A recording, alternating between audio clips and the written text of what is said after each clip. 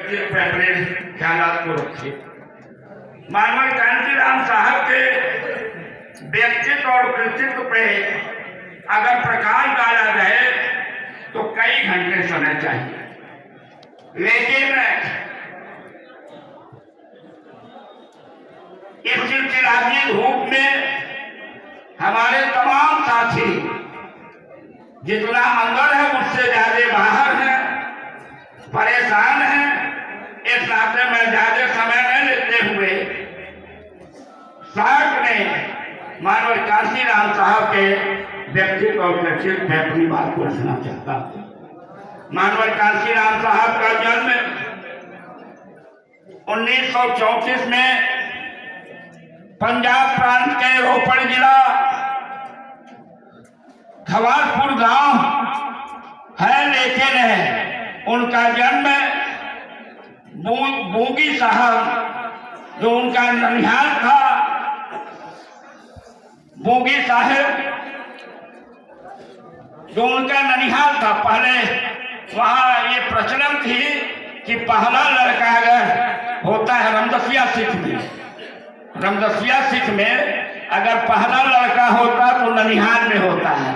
चूंकि साहब रहने वाले खवासपुर के गांव थे और उनका जन्म जब होना था उनकी माँ मायके गई, बोगी साहब उनका मायका था, इस नाते साहब का जन्म बोगी साहब में हुआ।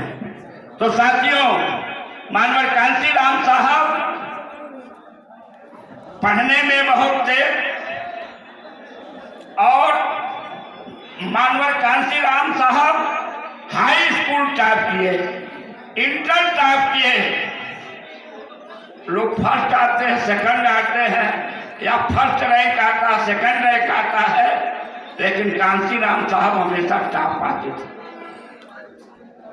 कांशीराम साहब IAS की डिग्री हासिल किए थे और भाभा अनुसंधान केंद्र में